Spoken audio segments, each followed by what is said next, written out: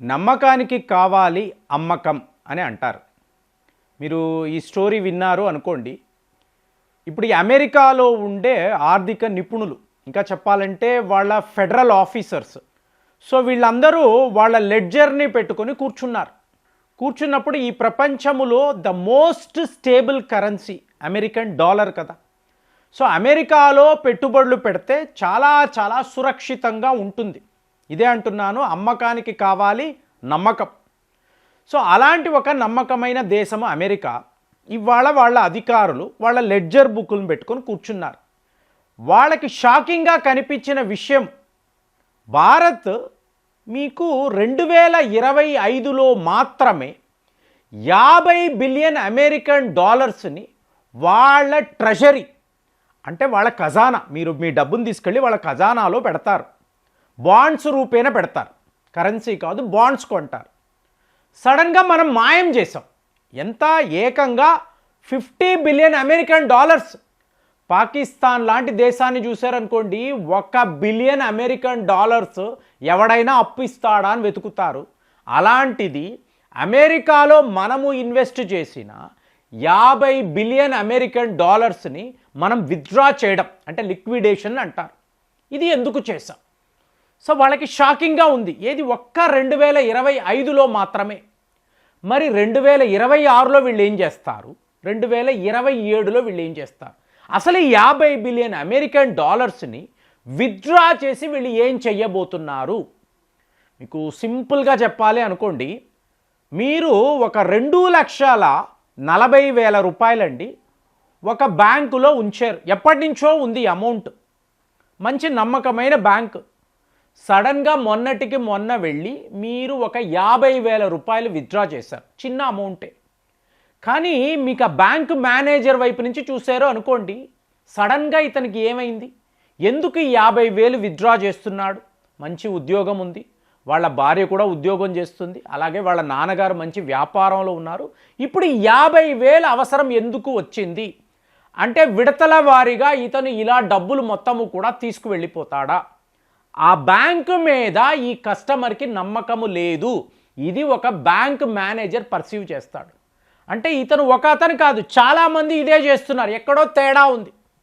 ఇప్పుడు భారత్ విషయానికి వచ్చారనుకోండి, 240 బిలియన్ అమెరికన్ డాలర్స్ మనం అక్కడ పెట్టుబడులు పెట్టి ఉన్నాం. సో ఇప్పుడు ఏం చేసాము? 50 బిలియన్ అమెరికన్ డాలర్స్ను విత్డ్రా చేసేసాం. అంటే 190 బిలియన్ అమెరికన్ డాలర్స్ మాత్రమే. సో ఈ ఇయర్లో ఇంకొక 100 బిలియన్ అమెరికన్ డాలర్స్ విత్డ్రా చేసేసారు. వాడు ఏమైపోతాడండి? ఎందుకంటే ఫ్రెండ్స్, ఒక్కసారి మనం ఈ పని చేయడం మొదలు పెడితే, మనకు ముందు చైనా వాడున్నాడు, ఈ తక్కిన దేశాలందరూ కూడా ఏదో జరుగుతుంది. అమెరికాలో something is happening, something is cooking. కాబట్టి మనం అందరము కూడా మన ఇన్వెస్ట్మెంట్స్ని వెనక్కి తీసుకోవాలంటే ఈ ట్రెజరీ బాండ్స్ ఇక మనకు అవసరము లేదు. సో ఇప్పుడు వీళ్ళు విత్డ్రా చేశారు కదండి, మరి ఏం చేశారు? ఈ విత్డ్రా చేసిన అమౌంట్ని మీరు ఎక్కడో ఖర్చు పెట్టాలి కదా, మీరు మీ దేశంలో తీసుకొచ్చి దాచుకోలేరు కదా. సో మనం ఏం చేశాము? 274 టన్నుల బంగారము కొన్నాం. సో ఇదంతా ఏంటంటే న్యూ ఇండియాలో న్యూ పాలసీ అండి. జయశంకర్ గారు, మోదీ గారు, వీళ్ళ ఆలోచన విధానాలు మీరు చూశారనుకోండి, టోటల్గా మారిపోయింది. మీకు 274 టన్స్ ఆఫ్ గోల్డ్. ఎందుకండి? ఎందుకు ఇలా చేస్తారు? అక్కడ విత్డ్రా చేయడం ఏంటి? ఈ డబ్బుతో ఇక్కడ బంగారం కొనడం ఏంటి? అంత క్రైసిస్ ఏమొచ్చింది? మీకు తెలుసో తెలియదో, యువకులు ఎవరైనా చూస్తుంటే 1991లో మనము మేజర్ క్రైసిస్లో పడ్డాం. భారత్కి కూడా ఇలా జరుగుతుంది. 67 టన్నుల బంగారాన్ని మనము bank of England, bank of జపాన్కి మీకు ఓవర్ ద ప్లైన్ మనం లిఫ్ట్ చేసాం. బంగారాన్ని విమానంలో పెట్టుకొని తీసుకెళ్ళిపోయామండి. వెళ్ళిన తరువాత మీకు ఆల్మోస్ట్ 30 ఏళ్ళు దాటిపోయింది. ఇవాళ కూడా మనం వెనక్కి తెచ్చుకోలేదు. అంటే పాలకులు యూరోపియన్స్ కదా. సో భారత్లో ఉండే బంగారం యూరోప్లోనే ఉండాలి. ఇప్పుడు జపాన్ అంటే మిత్రదేశం, అడిగితే తిరిగి ఇస్తాడు, కానీ ఇంగ్లాండ్ వాడు ఇవ్వడండి, ఆల్రెడీ దోచుకెళ్ళాడు కదా. సో ఇప్పుడు ఉన్నవాళ్ళు ఇక్కడ యూరోపియన్స్. సో వీళ్ళు అక్కడే ఉండాలి, బ్యాంక్ ఆఫ్ ఇంగ్లాండ్లోనే ఈ బంగారం ఉండాలి, పంపించండి అంటారు. సో మనకెలా ఉంటుంది? మన దేశాన్ని కాపాడడానికే ఇంత గొప్పగా వీళ్ళు ఆలోచించారు కాదండి. వాళ్లకు మన బంగారం కావాలి, మన డబ్బు కావాలి. సో ఈ ప్లాన్తోనే, అంటే మీరు ఎప్పటి నుంచో అమెరికాలో ఇంతంత పెట్టుబడులు పెడుతున్నారు, మరి వాళ్ళు యూరోపియన్సే, ఇక్కడ ఉన్న వాళ్ళు యూరోపియన్సే కదా, కలిసిపోతారు. అలాగే మీ బంగారాన్ని తీసుకెళ్ళి బ్యాంక్ ఆఫ్ ఇంగ్లాండ్లో పెట్టారు. సో ఇదంతా ఒక కుట్ర అండి. ఇప్పుడు రేపు మోదీ లేకపోయినా మళ్ళీ ఇదే జరగచ్చు. కాబట్టి ఇన్ని ఏర్పాట్లు, మన బంగారం మన దేశంలోనే ఉండాలి. ఎందుకు ఇంతలా మాట్లాడుతున్నాము? కొత్త పాలసీస్ తీసుకొచ్చి ఇండియన్ మిలిటరీ చేతిలో పెట్టాలండి.